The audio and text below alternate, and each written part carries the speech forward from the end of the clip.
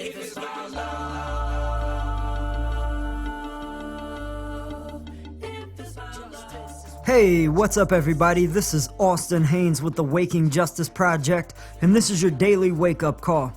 Here's what the Corporatocracy is up to today, November 14th, 2019.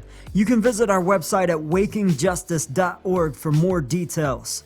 Here are the headlines. It was Whistleblower Wednesday yesterday here on your daily wake-up call, and yesterday's spotlight was on General Smedley Butler.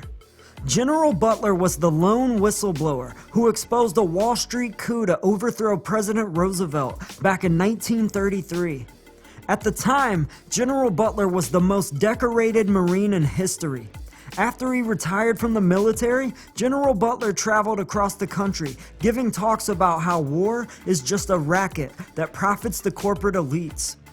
One of his core critiques of the corporate elites is their intentional support of fascism.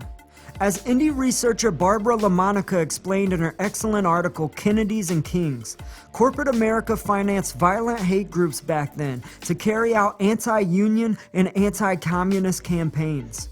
The corporate elites effectively fused toxic racism and white nationalism with anti-socialism and anti-labor.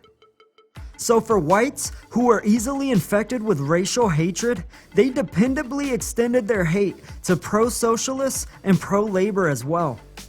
It's useful to look back at such history. It gives us some cognitive dissonance, some objectivity, where we can more easily understand such social contaminations as racism, fascism, and hate. We can better see how movements are made to serve power, how our minds are manipulated so that we turn on each other. It reminds us that so long as we're divided, we're more easily controlled. And it begs a most critical question. How is it that our thoughts and thinking are so easily manipulated? Sorta related, New Scientist magazine published an interesting article last week about how hypnosis works on the mind. The author presented an intriguing definition of hypnotism as, quote, a discipline that influences the brain's ability to adapt and learn, a skill we can use to help us change our mind. This adaptability, the article says, lets the brain modify its neural connections and rewire itself. The neural connections that the article refers to are basically the pattern thinking that we develop through practice. It's how our belief systems are encoded.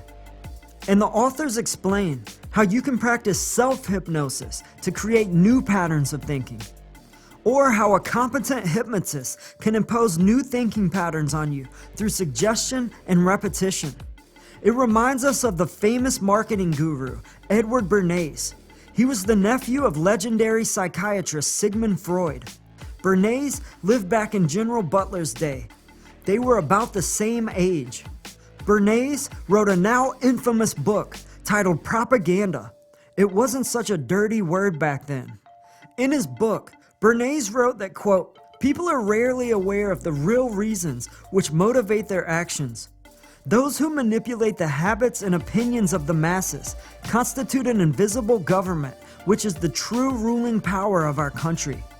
It is they who pull the wires which control the public mind. Can you believe he admitted that shit? Remember, Bernays was a guy who advised multiple US presidents. He was the darling of the corporate warmongers back then and eventually worked with the CIA. He gained wide acclaim for coining such slogans as, quote, the war to end all wars and making the world safe for democracy. And you can bet Bernays likely advised the corporate elites on how to turn hate groups against socialism and labor as well. Bernays was sort of like a mass hypnotist. He knew how to use sloganeering through suggestion and repetition to impose new thinking patterns on the mass public. Indeed, all of us are victims of mass media propaganda, but we also propagandize ourselves. Like an unconscious self-hypnosis, the patterns of thinking we practice encode the belief systems that guide our lives. But what if instead they somehow bind and blind us? For those of us in the work of global justice, we must carefully and rigorously self-investigate our belief systems. Do they truly best serve our causes for justice, or are they somehow serving the power elites? Pulitzer Prize-winning journalist Chris Hedges wrote about this very concern just recently. He was talking about mass protests against the ruling elites, how protests can be the beginning of political consciousness, but protests can also be empty political theater, he said. We can use them to make us feel good about ourselves, to advertise our moral correctness, to make us feel like we're advancing the process of change. But are we? As long as we play by their rules, Hedges says, voting, lobbying, petitioning, and protesting is a game the state has learned to play to its advantage. We can march and protest and vote in their rigged elections as long as we do not disrupt the profit machine. Profit is the only real political power in this corporate plutocracy we live in. And the only real leverage we have against such power is mass economic activism. Indeed, mass organized boycott is the only political will that ever effectively challenged such entrenched and moneyed power. It was the salt and textile boycotts that Gandhi organized to help win India's independence from Britain in the 1900s. It was the mass strikes and picket lines that helped U.S. workers in the 1930s win a 40-hour work week, overtime pay, and collective bargaining for labor unions. It was the bus boycotts and restaurant sit-ins in the 1960s that helped Black Americans win civil rights reforms. It was the salad boycotts and grape boycotts in the 1960s and 70s that helped win economic justice for migrant workers. And it was the divestment boycotts in the 1980s that finally forced an end to apartheid in South Africa.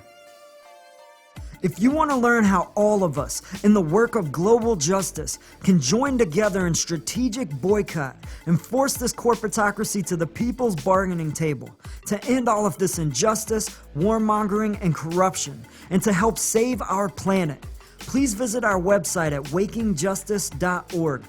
You can check out our About page and listen to our first podcast. And if you want to get involved, please fill out the contact form at the top right of the home page. Or you can email us at info@wakingjustice.org. We'd love to hear from you, but we're running out of time, y'all. So join us. Peace. You must be involved in the struggle for freedom and justice. If it's about love, if it's about Justice is waking, justice is rising. Justice is waking, justice is rising. If it's about Justice love, is waking, justice is rising. And it ain't just us, it's all of if us. it's Justice is waking, justice is rising. And it ain't just us, it's all of us. if it's about love. May every soul unite, tend the fire and let old coals relight. I'm a citizen of the world and we fight for the rights of everybody to live a truly free life. Red or yellow, black or white, left or right, gay or straight, human or animal, all life. Cause what matters is what is in common. If you know it, stand tall and keep dropping the knowledge. Justice is waking, justice is rising. And it ain't just us, it's all of us. If it's about love.